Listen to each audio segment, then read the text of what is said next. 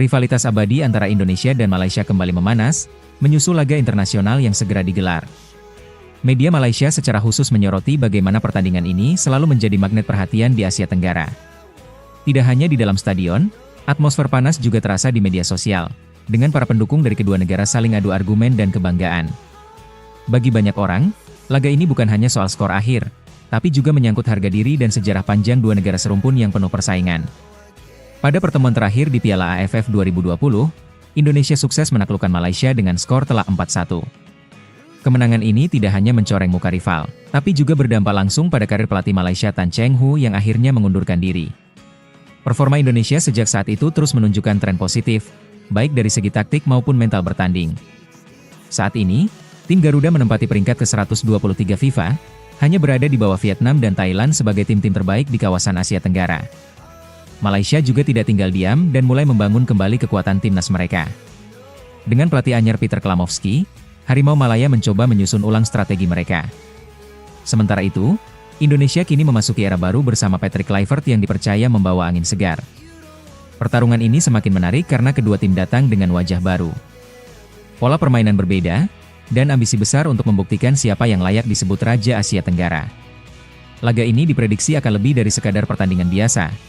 Ini adalah soal harga diri dan kebanggaan nasional.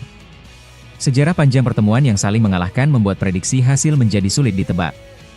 Dengan kombinasi pelatih baru, strategi yang belum terbaca, dan semangat membara dari pemain serta supporter, pertandingan ini diyakini akan berlangsung dalam tensi tinggi.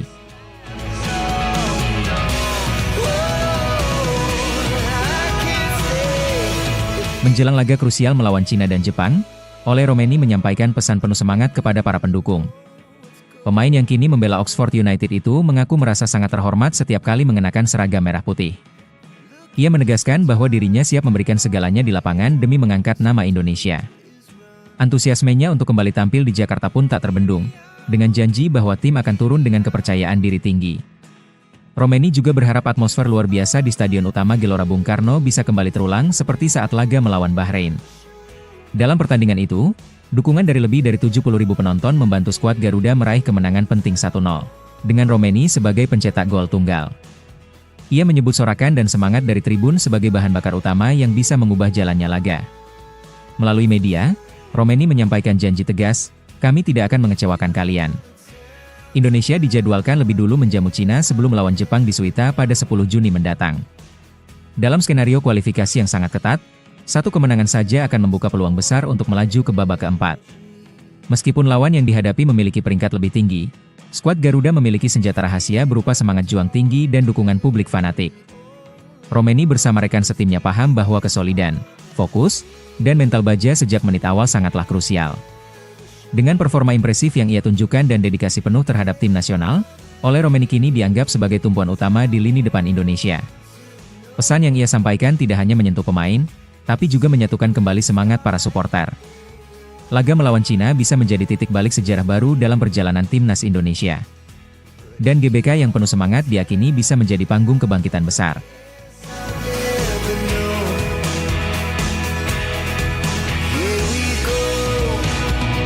Musim perdana Rafael Struijk bersama Brisbane Roar di Alik ternyata jauh dari kata ideal. Pemain muda timnas Indonesia itu datang ke Australia dengan harapan besar untuk mendapatkan menit bermain yang lebih konsisten, setelah sebelumnya hanya tampil 11 kali di ADO Den Haag. Keputusan untuk meninggalkan Belanda dan bergabung dengan klub milik pengusaha Indonesia, Anindya Bakri, awalnya dianggap langkah tepat dalam mengembangkan karir internasionalnya. Sambutan hangat yang ia terima di awal pun menambah keyakinan bahwa ini akan menjadi musim kebangkitan. Di awal musim, semua berjalan sesuai harapan. Struijk langsung dimainkan dalam 6 pertandingan berturut-turut dan bahkan mencetak gol di laga keduanya kontra Sydney FC, memberi kesan bahwa ia akan menjadi bagian penting dari tim. Namun segalanya berubah ketika ia harus kembali ke Indonesia untuk membela timnas di ajang Piala AFF. Sejak saat itu, posisi Struijk di tim mulai tergeser, dan kepercayaan pelatih terhadapnya tampak memudar drastis. Setelah kembali ke Australia, Struijk hanya dimainkan 4 kali lagi, semuanya dari bangku cadangan, dan itu pun dengan menit bermain yang sangat minim. Yang paling menyakitkan, ia tidak masuk daftar pemain aktif dalam 7 pertandingan terakhir Brisbane Roar musim ini. Klub menutup musim dengan finish di peringkat ke-12 dari 13 tim, dan kontribusi Struijk hanya tercatat 239 menit bermain dan 1 gol.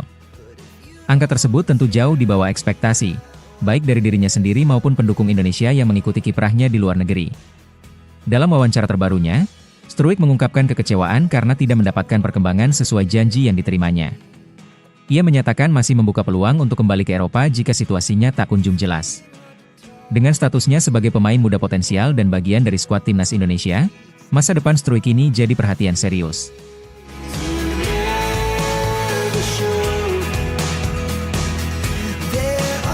Timnas U23 Indonesia kini harus menghadapi tantangan baru menjelang kualifikasi Piala Asia setelah HFC resmi mengubah sistem penempatan pot unggulan. Sebelumnya, berkat pencapaian luar biasa menembus semifinal Piala Asia U23, Garuda Muda diproyeksikan masuk pot 1.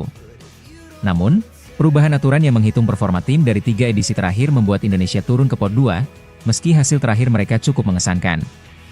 Akibatnya, Indonesia berisiko menghadapi lawan-lawan berat sejak fase awal kualifikasi. AFC mengumumkan perubahan ini melalui pernyataan yang dibagikan VOTI Rankings. Dengan aturan baru ini, penempatan pot di semua kompetisi AFC yang tidak berbasis peringkat FIFA kini mengacu pada akumulasi hasil dari 3 turnamen terakhir. Tujuan dari sistem ini adalah menciptakan kesetaraan dan keadilan, namun kenyataannya malah merugikan tim-tim yang baru menunjukkan peningkatan pesat, seperti Indonesia. Meski timnas U23 Indonesia tampil gemilang, sistem ini menempatkan mereka dalam pot 2, di mana mereka berpeluang bertemu tim-tim kuat dari pot 1 seperti Jepang dan Korea Selatan. Keputusan ini jelas mengurangi peluang Indonesia untuk mendapat grup yang lebih mudah di babak kualifikasi.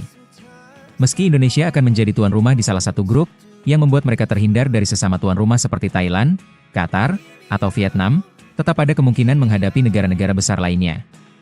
Ini tentu menjadi ujian berat bagi pelatih baru, Gerald van den Burg, yang dihadapkan pada tantangan untuk membawa tim lolos ke putaran final Piala Asia U23 2026. Format kualifikasi sendiri sangat ketat, hanya juara dari masing-masing 10 grup yang lolos otomatis, ditambah 5 runner-up terbaik yang akan melaju ke putaran final. Artinya, satu pertandingan melawan tim kuat bisa menjadi penentu apakah Indonesia akan lolos langsung atau harus bersaing melalui klasemen runner-up.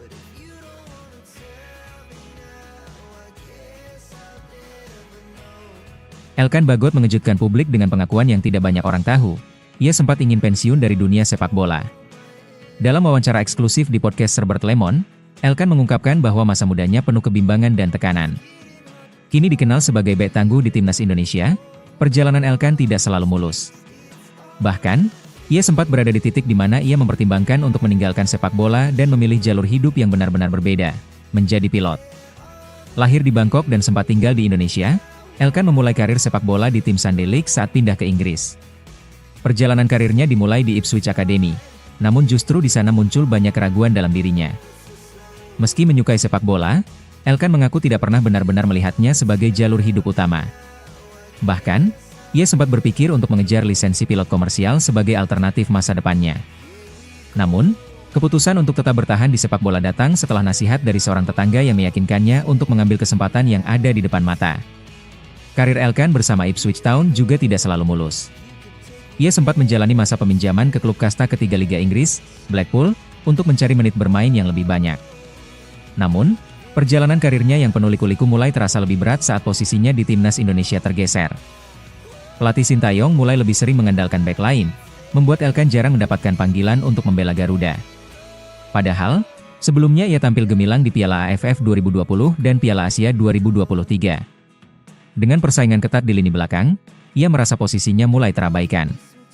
Meski menghadapi berbagai tekanan dan ketidakpastian, Elkan tetap setia pada pilihan membela Indonesia. Ia menolak opsi membela negara lain meskipun memiliki darah Inggris dan Thailand.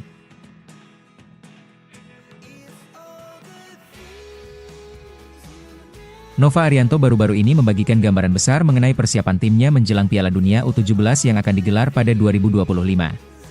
Dalam pernyataannya, Nova mengungkapkan bahwa ia telah menyerahkan roadmap lengkap kepada PSSI sebagai panduan utama untuk membentuk dan mematangkan skuad Garuda Asia.